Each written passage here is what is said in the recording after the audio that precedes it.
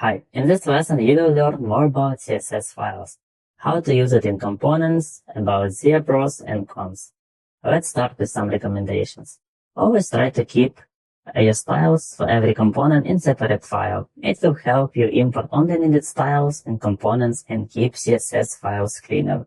As we have for our app component, we have separate file with styles, app.css. Also, CSS file name should have the same name as component, and it will be much easier to identify it. The CSS file should be placed in the same folder as components. It will help you faster find it. So as you see, it's close to each other. Also, I personally name CSS classes in possible case naming convention. It makes class names more readable, like we see here. Okay, now let's switch our code to using CSS classes. And in CSS files, I will remove styles object here and will create product card CSS file. And we'll paste here some predefined styles. And I can remove now the object.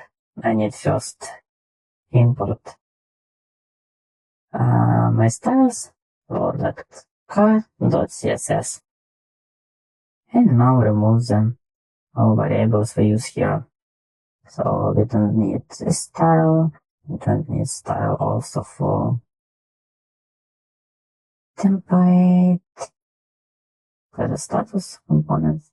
And now let's edit.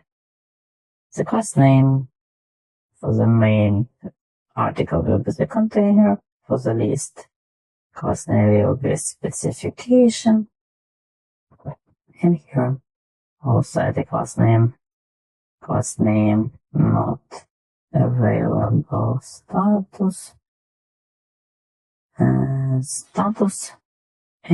let's copy it and paste here, and let's leave the available status.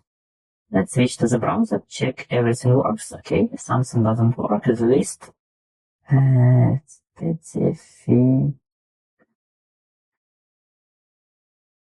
specification, yeah. Now it works fine. So I will do the same for the product list and application component, and you will see the ready result. As you see, I already updated the class names for the application and also added it here. And for the product is the same, I created CSS file and updated the class name.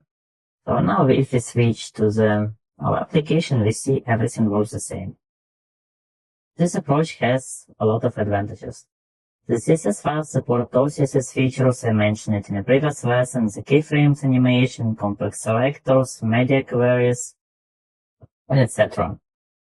Also, each style is defined in CSS files can be reused across multiple components, which reduce duplication. If you have some styles which are similar to few components, you can import this file in few components and just reuse. Also, for larger projects, CSS files can be easier to maintain. That's because styles centralized and can be changed without changing the component code. As we see, it's a separate file and we don't need to change our component. So, let's switch to the disadvantages.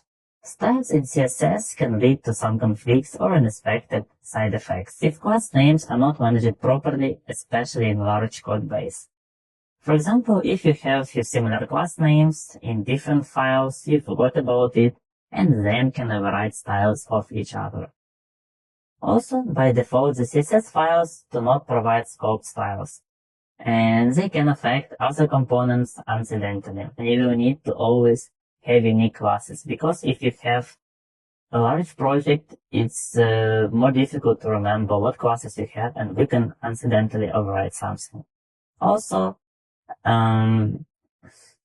CSS classes doesn't support dynamic styles.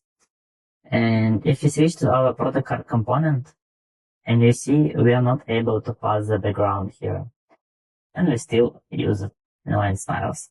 Hope you learned more about CSS files. Now you know all the pros and cons of this approach, and see you in the next lesson.